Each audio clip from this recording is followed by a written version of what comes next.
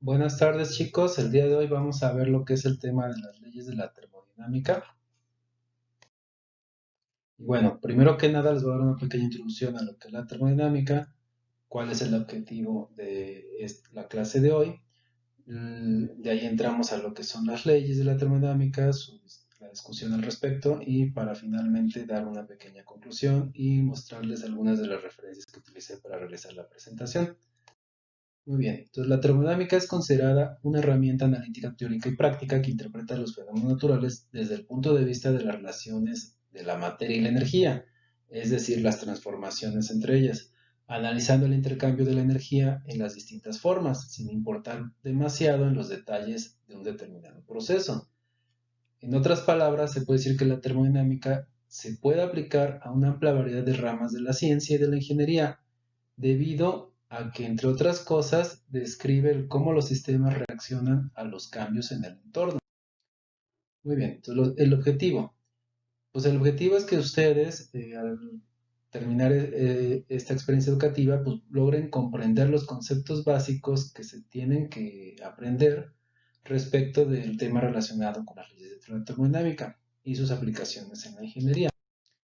Entonces, bueno, ¿qué es lo que estudia la termodinámica? Bueno, pues es una rama de la física que describe los estados de equilibrio termodinámico. Es decir, va a estudiar los procesos y propiedades macroscópicas de la materia, como pueden ser la temperatura, la presión, el volumen, ¿sí? Que son variables muy importantes que nos van a ayudar a definir si un elemento compuesto se va a encontrar en equilibrio o no. Además, eh, se puede definir como la interacción entre el calor y otras manifestaciones de la energía, como puede ser la energía interna, la entropía, la entalpía y entre otros tipos de energía. No nos va a decir nada acerca de la estructura de la materia, aunque eso pudiera pensarse como una limitación, en realidad es una compensación, puesto que la termodinámica tiene una gran generalidad. Ahora, ¿qué herramientas tiene la termodinámica? Pues básicamente tiene cuatro leyes principales, ¿sí? Donde la ley cero trata sobre el equilibrio termodinámico. La primera ley involucra el principio de conservación de la energía. La segunda trata sobre el aumento temporal en la entropía, que tiene que ver con el orden y desorden de las moléculas. Y la tercera ley menciona lo relativo a la imposibilidad de alcanzar el cero absoluto de temperatura. Ahora bien, la ley cero establece que cuando dos cuerpos están en equilibrio térmico con un tercero, estos se encuentran en equilibrio térmico entre sí. Aquí podemos observar un sistema compuesto de tres cuerpos, ¿no? El cuerpo A está aislado térmicamente del cuerpo B. Ambos están a distinta temperatura.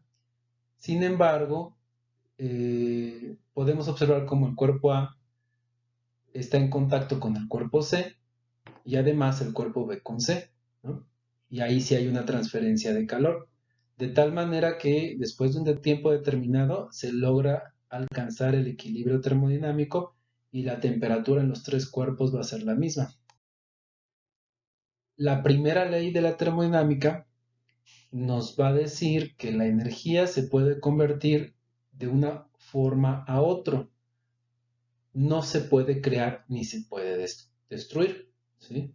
Hay que recordar que la energía es la capacidad de los cuerpos para efectuar un trabajo y que se puede presentar en distintas formas, como puede ser la energía cinética, potencial, eléctrica, mecánica, química, etc.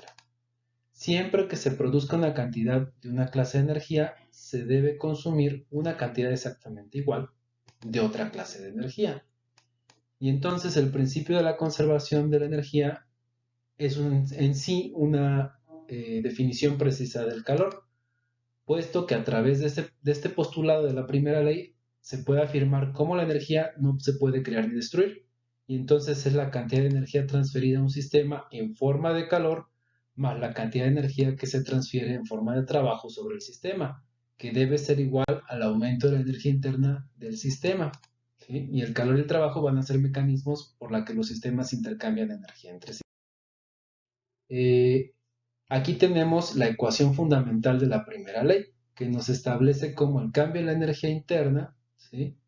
que tiene que ver con la energía almacenada por un sistema de partículas y que es el resultado de la contribución de la energía cinética de las moléculas o átomos que lo constituyen, de las energías de rotación, traslación, vibración, además de la energía potencial intermolecular que se debe a las fuerzas gravitatorias, electromagnéticas o nucleares.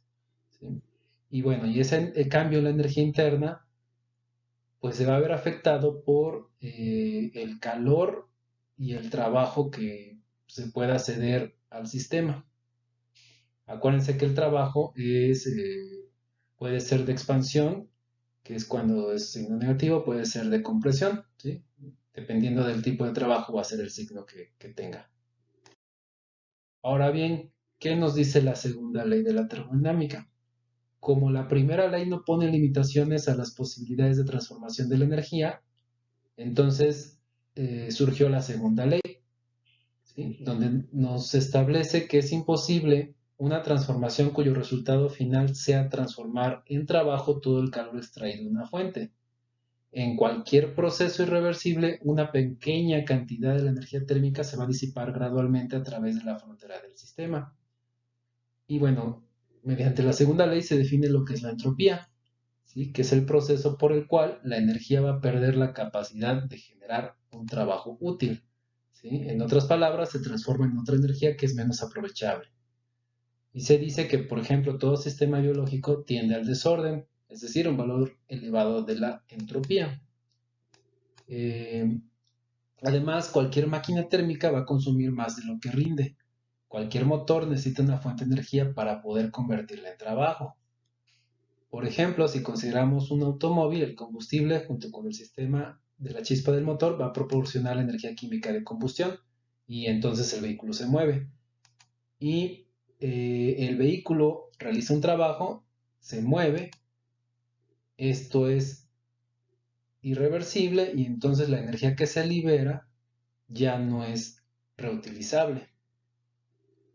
Aquí en la figura podemos observar cómo un cuerpo con una entropía alta, las moléculas están muy cerca unas de otras, y generalmente, por ejemplo, los sólidos, los líquidos o incluso los gases a presiones muy altas, pues tienen sus moléculas muy cercanas y una entropía alta. En cambio, a presión atmosférica, un gas, por ejemplo, pues sus moléculas están muy dispersas unas de otras y tendrá una entropía baja. Eh, para que cualquier proceso sea espontáneo, el cambio en la entropía del sistema debe ser mayor o igual a cero. Y aquí podemos observar en la figura como cuando en este sistema se libera la válvula, pues la concentración que hay de material de un lado del bulbo se mueve al otro y a través del tiempo llega el momento en que alcanzan el equilibrio termodinámico y la concentración en ambos lados será igual. En cambio, en un proceso que no sea espontáneo, pues ese no puede ocurrir. Se necesitaría una fuerza externa para que se pudiera dar ese tipo de transformación. Y bueno, hay que recordar que siempre la entropía es mayor o igual que cero. Finalmente, la tercera ley de la termodinámica nos dice que no se puede llegar al cero absoluto mediante una serie infinita de procesos, ¿sí? Que la entropía de cualquier sustancia pura o compuesto químico en el equilibrio va a tender a un valor de cero a medida que bajamos la temperatura hasta el cero absoluto. La entropía se va a relacionar con el desorden molecular, pues cuanto mayor sea el desorden o la libertad que tienen los átomos, pues mayor va a ser la entropía que pueda haber. Entonces, para concluir, pues ya pudiste observar lo que son las leyes de la termodinámica, que se puede aplicar prácticamente a todo lo que nos rodea. Ahora tienes un mejor entendimiento de los conceptos básicos, ¿sí? De estas leyes fundamentales, y estos conocimientos pues te van a ayudar para que los puedas aplicar más adelante en otras experiencias educativas de bloques posteriores. Estas son las referencias que se consultaron y pues muchas gracias por su atención. Los veo en la próxima clase. Hasta luego.